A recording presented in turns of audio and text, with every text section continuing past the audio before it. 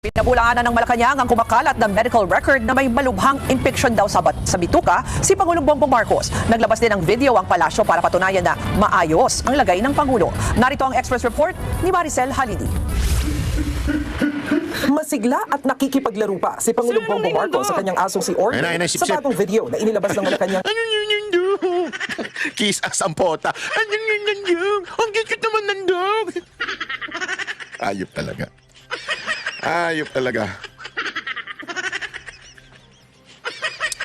Kagabi, sa gitna yan ng ulat na pinagpahinga pa ang Pangulo habang nagpapagaling mula sa sakit na diverticulitis. Ayon kay PBBM, bagamat may mga iniinom pa siyang gamot, maayos naman ang kanyang kalagayan. Handa na rin daw siyang bumalik sa trabaho. Medyo nagtatampo sa akin yung mga doktor ko kasi sinasabi nila, wag muna. Sabi ko, hindi ko naman pwede pagantayin lahat ng mga nangyayari. So, tinuloy ko na lang. Balik normal na rin daw ang diet ng Pangulo. Ayon sa kanya, nilimitahan siya sa solid food noong nagkasakit siya. Nanaginip ako yung isang gabi. Sabi ko sa doktor, pwede na ba ako kumain ng kung ano-ano? Sip-sip na sip-sip yung nagbibideo. Talaga? Pero alam mo, maraming nakapansin ha. Maraming nakapansin na na pumapayat dito si Marcos. Marami nakapansin, pati yung mukha niya nalalaglag na.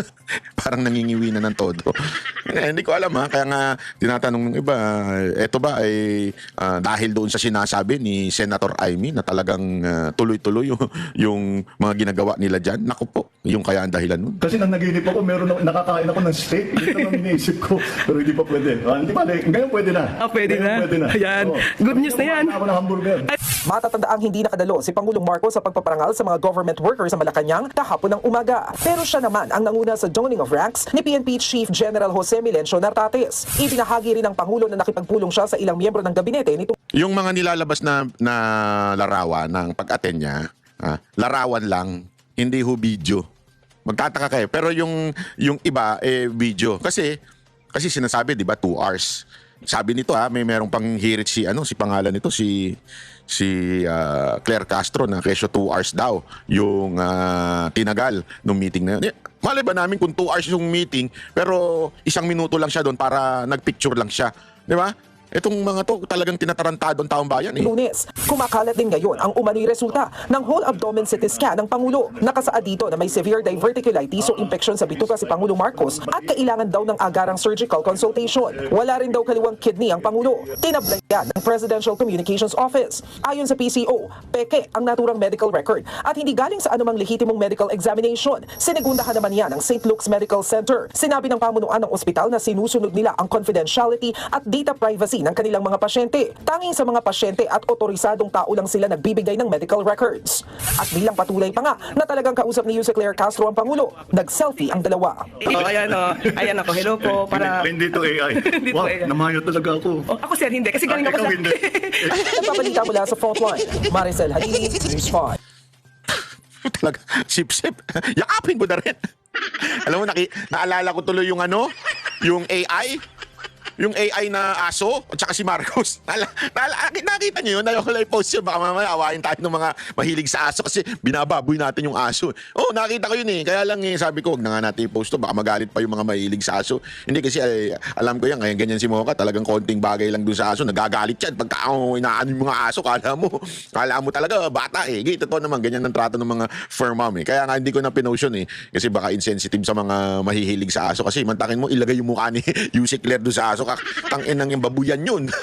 Parang binaboy, di ba? Syempre, wag naman ganun, ha? Wag naman ganun dahil nabababoy ngayon yung mga aso dahil sa kanya. Ayop yan, oo. Ay nako, anyway, ganun talaga buhay eh. Ito. Ang issue lang kasi natin dito mga kababayan. Sabi nga ng iba, yung mga panglabas na madali lusutan po yun eh. Yung tulad na kesyo mag-video nang wala pang 1 minuto, tapos yung mag-picture, kunwari umaattend ng meeting, madaling palusutan yan eh. Yeah? Bakit hindi naka-video all throughout? Unlike nung panahon ni Pangulong Duterte, naka-video all throughout yan. Although, pagka sensitive matter, minumute, syempre, totoo naman, kailangan din naman ganun. I understand and I respect that. Pero, eto, talagang tila, tinatago. Kaya nga, alam nyo, mawawala yung yung sa tao kung sana merong medical bulletin. Kahit papaano, ano mo yun, yung mga taong tunay na nagtatanong. Kasi meron naman talagang nagtatanong at siya nananong. Magkaiba yun, ha? Meron na nagtatanong at siya nagnananong. Ibig sabihin na nagtatanong, talagang gustong malaman ng sagot. Meron naman yung nananong dahil lamang sa gusto lang mag-intriga, ika nga. Ito ho, nagtatanong talaga ang taong bayan. Ano ba ang kalalagayan ng ating Pangulo? Dahil siya ho ang pumipihit. Ngayon nga, may sigalot sa China, at saka yung Pilipinas, at saka sa ating mga mambabatas. Nung tinanong si Yussi Claire, ang ginawa lang niya, nagbasa lang siya. Nagbasa lang siya ng statement from the DFA. In a way, tama. Pero ang ganda nung follow-up question ng isang media doon, sabi ng media, yes, that's the statement of the DFA, but may we know yung mismong sentiments ng ating presidente, kung ano ba ang masasabi niya dito dahil ito ay siya naman ang chief architect pagdating mo sa foreign policy. So tinanong siya, di ba? Tinanong si BBM ng gano'n. Naku po, walang maisagot si mama. Walang maisagot yung mama. Gano'n talaga, wala tayong magagawa. So, walang maisagot yung mama at ang sinasagot niya ngayon, tila, si Yussi Claire, parang bagang lagi niyang itinuturo na lang sa DFA. Ano ibig ko lang sabihin? Yan po ay something na we really have to, to think na, sandali, is the president okay? Is the president still capable of deciding? Kasi alam nyo, maraming mga desisyon na maaaring maapektuhan kung ang isang tao ay may sakit o may malalang sakit. Lalo na pagka ikaw ay stress out o ikaw ano. Kaya dapat malaman natin. Yeah? Ngayon lang naman po sa akin. Sana po ay tingnan ho natin yan. O, ito, isang bagay na hindi makapag-move on. Pero maya-maya babalikan natin yung sinasabi ko sa inyong bakit tila tawa lang ng tawa. General Torre, pagpasensyahan nyo na, hindi ko pwede Sorry. itanong. Sorry, hindi ko pala naaning audio. Ito. Favorite nyo to, sigurado ako eh. Favorite nyo to. Yan. General Torre, pagpasensyahan nyo na, hindi ko pwedeng hindi itanong. Lalo na po ngayon nga, ay ngayong araw, iginawad na po ang 4-star general kay General Nartates bilang PNP chief. At naroon pa rin yung issue ng, retired ka na ba talaga? Kasi pag retired na, wala nang 4-star general. Ano po ang inyong reaksyon dito nga sa paggawad na ng palasyo kay General Nartates ng 4 stars? Can we discuss this in another interview? Kasi sa ngayon, I don't have the data. Hindi ko nga. Grabe tumaman to, no? Hindi niya pa talaga matanggap na hindi na siya 4-star general. I mean, presidente na yun eh. Presidente na yung naggagawa. Di ba? Yung picture nila ni Nartates. Tsaka anong presidente? Si BBM.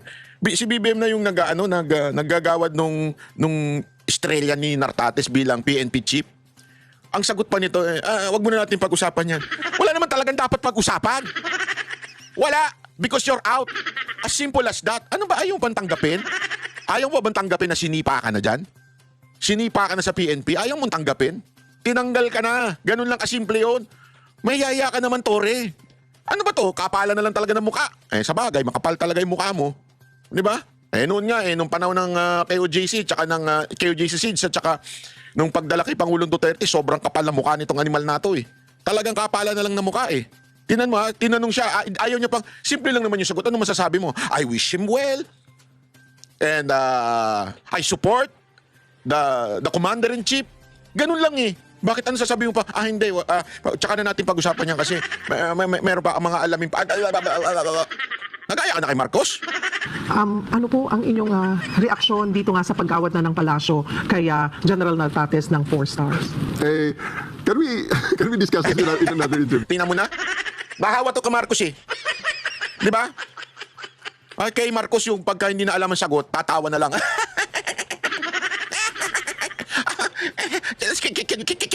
Can we talk in another time? Kasi sa ngayon, I don't have the data. Anong fucking data ang hinahanap mo? It's all around the social media, sa balita, na binigyan ng estrella ni Marcos, itong si Nartates, ginawa ng PNP chief formally. Kasi ano ba gusto mong data? Tanggapin mo na lang that the data and facts is ayaw na nila sa'yo. Tinaboy ka na nila. And you have been courtesy firing ng ginawa sa'yo. Nilipat ka na lang kuno. Di ba? Para lang masabing, ito. Tingnan mo to, simpleng-simple lang. Aminin mo na kasi. Aminin mo na lang. Ha? Aminin mo, nilaglag ka ng administrasyon. Aminin mo na lang yan.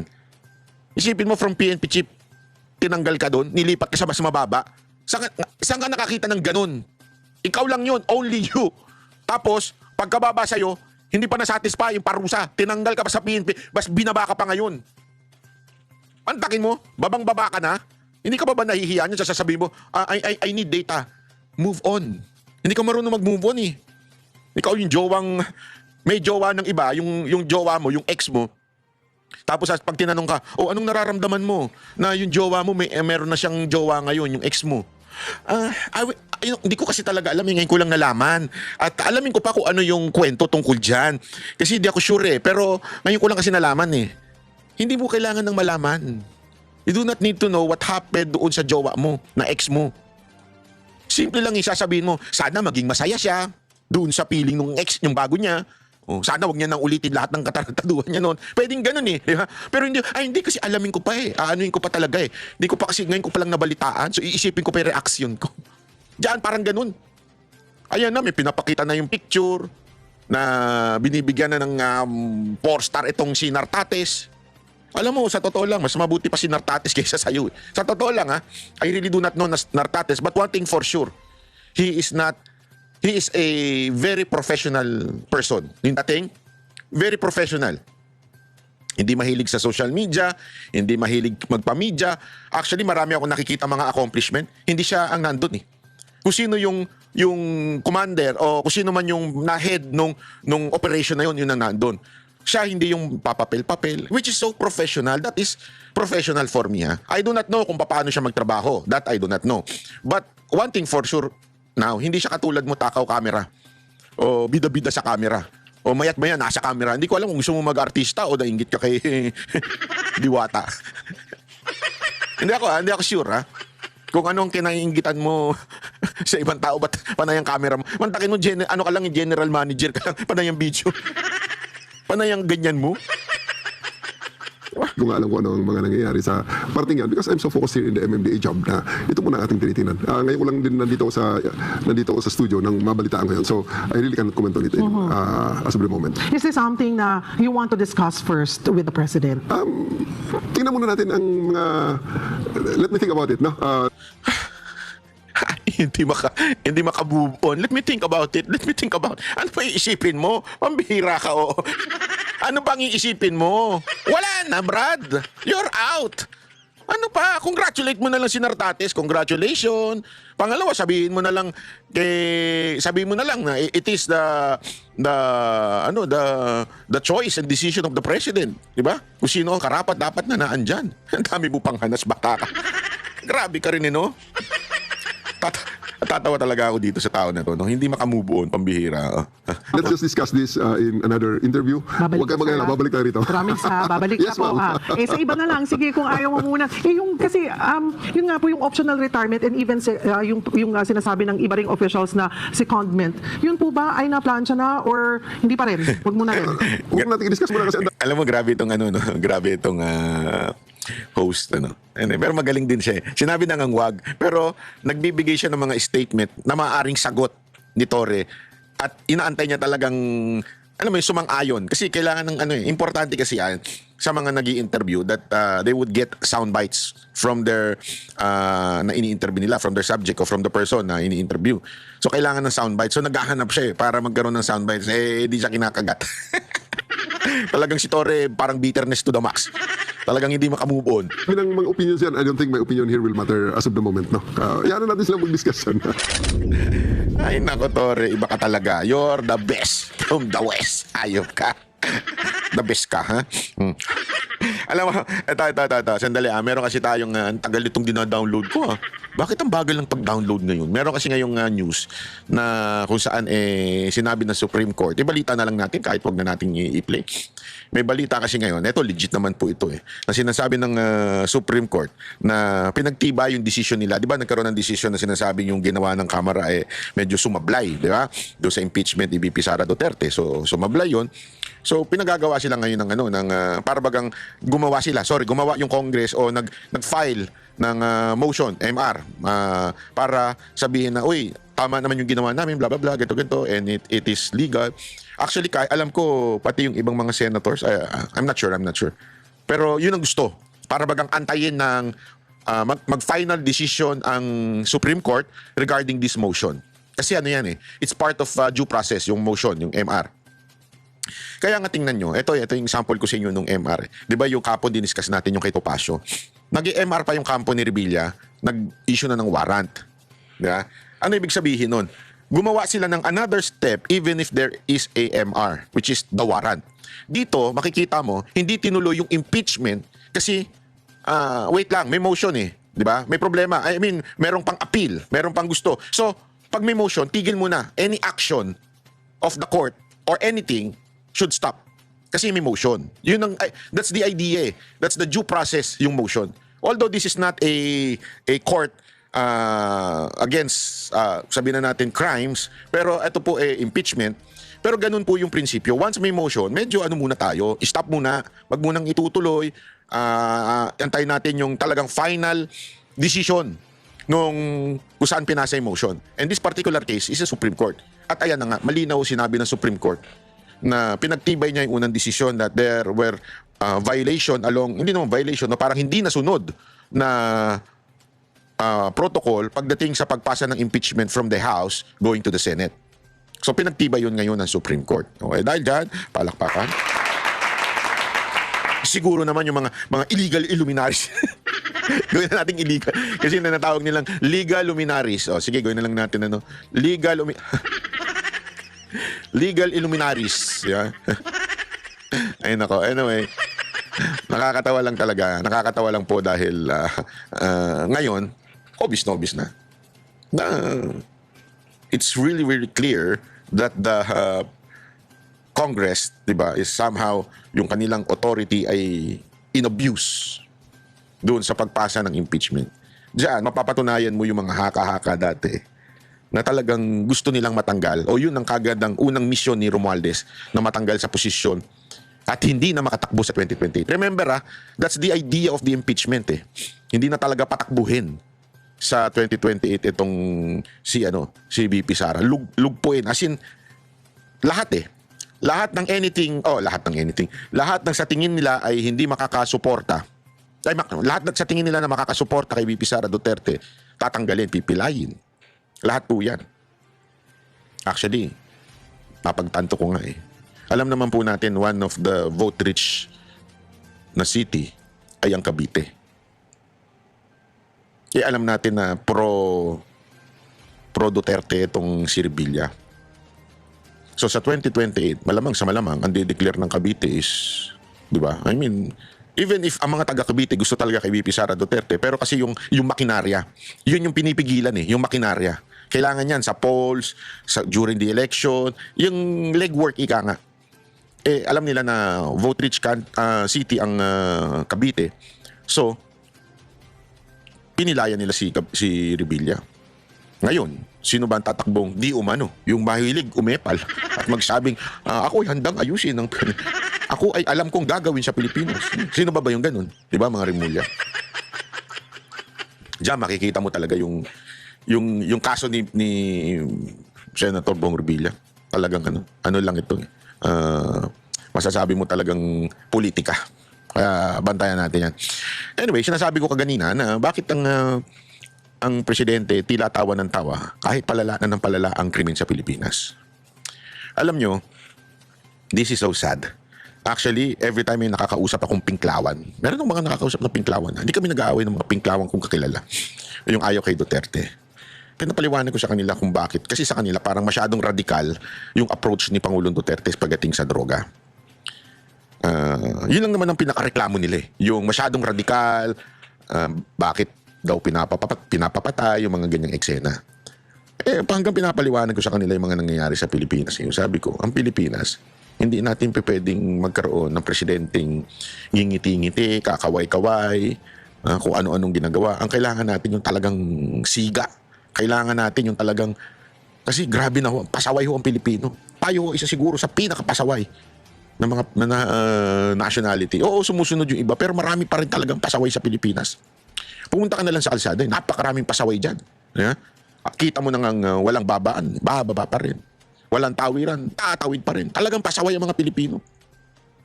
Ito nga recently, papakita ko sa inyo yung lumalalang krimen sa Pilipinas. Ito mantakin mo may daladalang kutsilyo sa airport. Nung siya ay pinuna, bakit kami kutsilyo sa bag? Binunot yung kutsilyo. Sabi ko, ano kaya ang natira nitong mamang to? Bakit ganun? Kasi airport yan. Ba't ka magdadala ng kutsilyo? Di ba? Airport yan may ba't dala-dala kang kutsilyo? Tapos hindi lang yun. Nung kinukuha na, yung pinapaano na sa'yo, pinalalabas sa'yo, gagamitan mo ng iyong pagiging bayolente. Ganito na ang nangyayari sa Pilipinas. Hindi ko alam